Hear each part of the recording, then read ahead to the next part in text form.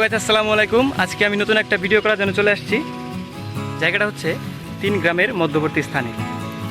গ্রামটি হচ্ছে ফটিয়ামারি, বেতমারি এবং চরকাছড়ের মাঝখানে।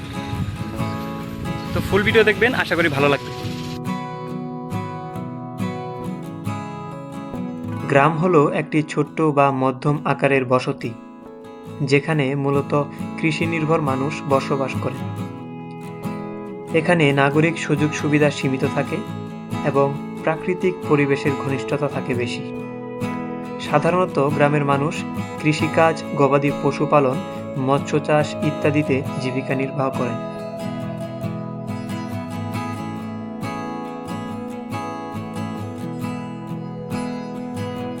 শুকনো নদীর শাখা যেন স্মৃতি বয়ে চলে চুপে, জলের কথা বলে শুধু বালুর স্তব্ধতা রূপে।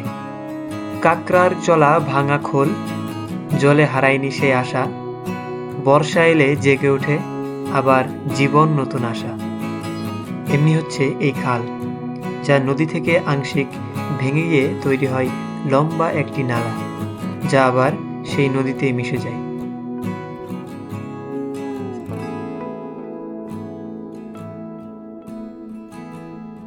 সাঁকো হলো গ্রাম বাংলার নদী বা খাল পারাপারের একটি প্রাচীন পদ্ধতি।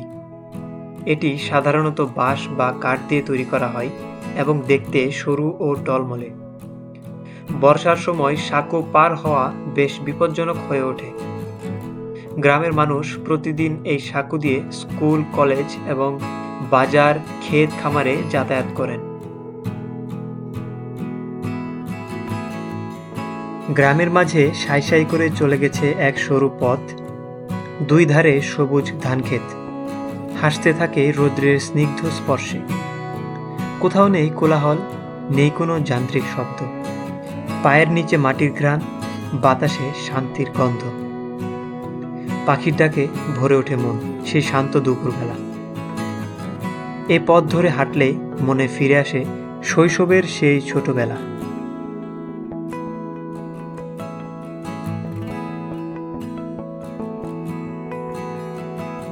গৃহস্থ বাড়ি সাধারণত গ্রামে অবস্থিত হয়, যেখানে পরিবার সহ মানুষ বসবাস করে।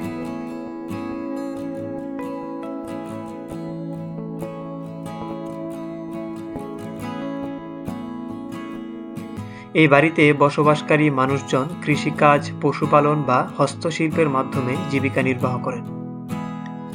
গৃহস্থ বাড়ির আঙিনায় অনেক সময় তুলসী গাছ বা ফুলের বাগান দেখা যায়। বাড়ির পাশে থাকে গোয়ালঘর, যেখানে গরু ছাগল বাঁধা থাকে। গৃহস্থ বাড়ির আঙিনায় দাঁড়িয়ে দেখা যায় এক শান্ত নদী। দূরে নৌকা বয়ে চলে আপন ছন্দে, যেন গ্রাম্য জীবনের গল্প বলে। নদীর পাড়ে দাঁড়িয়ে সময় যেন থেমে যায় কিছুক্ষণ। এই দৃশ্য মনে বয়ে আনে শান্তি, ভালোবাসা আর এক একরো স্বপ্নের ছোঁয়া।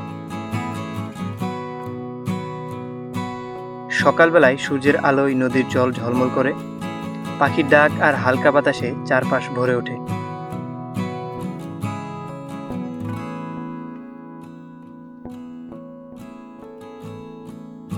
নদী, খাল আর পুকুর গ্রামের প্রকৃতিকে করে আরো জীবন্ত। সূর্য ওঠার সময় প্রকৃতি যেন সোনালি আলোয় ঝলমল করে। সন্ধ্যায় কুয়াশা ঢাকা মাঠ আর ঝিঝি পোকার ডাক এক অন্যরকম পরিবেশ তৈরি করে। গ্রামের মানুষ প্রকৃতির সঙ্গে মিলেমিশে জীবন কাটায়। ফসলের মাঠ থেকে ভেসে আসে ধানের গন্ধ আর মানুষের কোলাহল। গ্রামের প্রকৃতি মনকে শান্ত করে ও প্রকৃতির সঙ্গে সম্পর্ক গড়ে তোলে।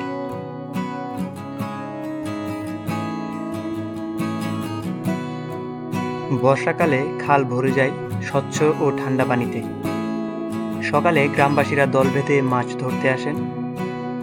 মস্ত এক জাল নিয়ে সবাই মাছ ধরেন এই খালে।